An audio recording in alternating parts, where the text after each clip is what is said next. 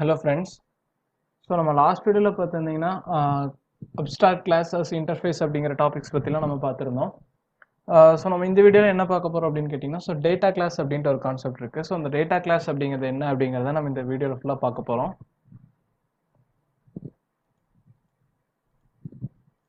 So இந்த data class அப்படின்னு என்னென்னு பார்த்தீங்கன்னா, ஸோ இப்போ நமக்கு C++ அந்த லாங்குவேஜ்லாம் பார்த்தீங்கன்னா நம்மளுக்கு ஸ்ட்ரக்சர் அப்படின்னு ஒன்று இருக்கும். ஸ்ட்ரக்ட் அப்படிங்கிற கீவேர்ட் யூஸ் பண்ணி நம்ம டிஃபைன் பண்ணுவோம். ஸோ ஸ்ட்ரக்ட் அப்படிங்கிற கீவேர்டில் நம்ம என்ன போட்டிருப்போம் அப்படின்னு கேட்டிங்கன்னா, ஸோ ஒரு டேட்டாஸ்லாம் இருக்கும். ஸோ நம்ம ஒரு 5 ஸ்ட்ரிங் டேட்டா இருக்கோ இல்லை இன்டிஜர் டேட்டா இருக்கோ, இந்த டேட்டாஸ் மட்டும் நம்ம வந்து ஸ்ட்ரக்டில் போட்டுக்குவோம். ஸோ இல்லை மிக்ஸ்டாக இருந்தாலும் சரி, நம்ம வந்துட்டு தனியாக ஸ்ட்ரக்ட் அப்படின்னு ஒன்று கிரியேட் பண்ணி அந்த ஸ்ட்ரக்சருக்குள்ளே வந்துட்டு நம்ம அந்த டேட்டாலாம் போட்டிருப்போம். ஸோ அந்த ஸ்ட்ரக்சரில் பார்த்தீங்கன்னா நமக்கு மெத்தட்லாம் எதுவும் இருக்காது. ஜஸ்ட் டேட்டா ஹோல்ட் பண்ணுறதுக்கு மட்டும் ஒரு ஸ்ட்ரக்சர் கிரியேட் பண்ணியிருப்போம்.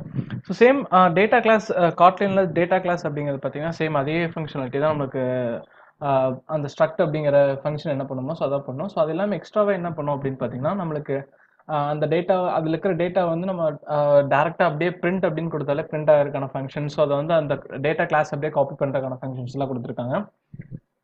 ஸோ அதில் வந்துட்டு ஸ்ட்ரக்சர் அப்படிங்கிறதுல இருக்கும். பட் நம்மளுக்கு இந்த டேட்டா கிளாஸ் அப்படிங்கிறது பார்த்தீங்கன்னா அது ஒரு ஆப்ஜெக்ட் தான். ஸோ அந்த டேட்டா கிளாஸில் வந்துட்டு நம்ம என்ன பண்ணலாம் அப்படின்னு கேட்டிங்கன்னா, ஸோ நம்ம வேல்யூஸ் ப்ராப்பர்ட்டிஸ்லாம் வந்து நம்ம ஸ்டோர் பண்ணி வச்சுக்கலாம். ஸோ இப்போ நம்ம நார்மலாக ஒரு ரீசைக்கிளர் யூஸ் பண்ணும்போது அந்த கிளாஸ்லாம் பார்த்துருப்பீங்க. ஸோ டேட்டா கிளாஸ்னு தனியாக நம்ம ஒன்று கிரியேட் பண்ணுவோம். ஸோ தனியாக கிரியேட் பண்ணிட்டு அதில் எந்த ஃபங்க்ஷன்ஸுமே இருக்காது. மீன் கெட்டர் செட்டர் தவிர வேறு எந்த எக்ஸ்ட்ரா ஃபங்க்ஷன்ஸ் இருக்காது. ஸோ வேணா நம்ம அந்த டூ ஸ்ட்ரிங் அப்படிங்கிற மெத்தட் வந்து நம்ம ஓவர் ரைட் பண்ணியிருப்போம். ஸோ அந்த டூ ஸ்ட்ரிங் அப்படிங்கிற மெத்தட் நம்ம ஓவர் ரைட் பண்ணும்போது நம்ம அந்த டேட்டா கிளாஸில் இருக்கிற எல்லா வேல்யூஸும் நம்ம பிரிண்ட் பண்ணுற மாதிரி ஒரு மெத்தட் வச்சுருப்போம். ஸோ அதே மாதிரி பார்த்தீங்கன்னா அந்த வேல்யூஸில் அதில் இருக்கிற வேல்யூஸ் கெட்டர் செட்டர் அப்படிங்கிறத நிறைய எழுதியிருப்போம். ஸோ அந்த கெட்டர் செட்டர்லாம் எழுதி முடிச்சுட்டு கடைசியில் பார்த்தீங்கன்னா அந்த ஆப்ஜெக்ட் இப்போ அந்த ஆப்ஜெக்ட் வந்து இன்னொரு ஆப்ஜெக்ட் கூட கம்பேர் பண்ணும்போது அது சேம் ஆப்ஜெக்டா இல்லையா அப்படின்னு பார்க்கறதுக்காக அந்த ஈக்குவல்ஸ் அப்படிங்கிற மெத்தட்லாம் நம்ம ஓவர் ரைட் பண்ணியிருப்போம். ஸோ அந்த ஐ மீன் அவ்வளோ பெருசு கோடுக்கு பார்த்தீங்கன்னா நமக்கு சிம்பிள் இந்த ஒரே லைன் டேட்டா கிளாஸ் அப்படிங்கிறதுலேயே நம்மளுக்கு முடிஞ்சிடும். ஸோ நம்ம நார்மல் கிளாஸ்லேயே இது பண்ணலாம். பட் நம்மளுக்கு மெத்தட்ஸ் எது வேணாலும் எனக்கு டேட்டா கிளாஸ் மட்டும் வேணும். ஸோ பெர்ஃபெக்டாக ரீசைக்கிளர் வியூ தான் நம்மளுக்கு பெர்ஃபெக்ட் எக்ஸாம்பிள். ஸோ அது யூஸ் பண்ணாங்க ஒன்றும் பிரச்சனை இல்லை. ஸோ என்னன்னு கேட்டிங்கன்னா இது ஒரு டேட்டா கிளாஸ். ஸோ அந்த டேட்டா கிளாஸில் வந்து நம்ம வேரியபிள்ஸ் ப்ராப்பர்ட்டிஸ் மட்டும் நம்ம ஸ்டோர் பண்ணி வச்சுருப்போம். ஸோ கெட்டர் செட்டர் வந்து டிஃபால்ட்டாக அதுக்கு இருக்கும். ஸோ அந்த வேல்யூ வந்து நம்ம டேரெக்டாக அப்படியே பிரிண்ட் பண்ணிக்கலாம். ஸோ அதை இன்னொரு ஆப்ஜெக்ட் வந்து நம்ம காப்பி பண்ணிக்கலாம்.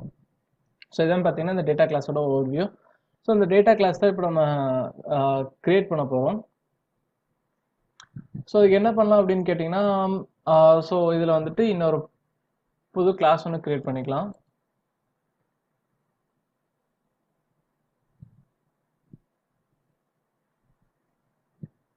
ஸோ இது வந்து கிளாஸ்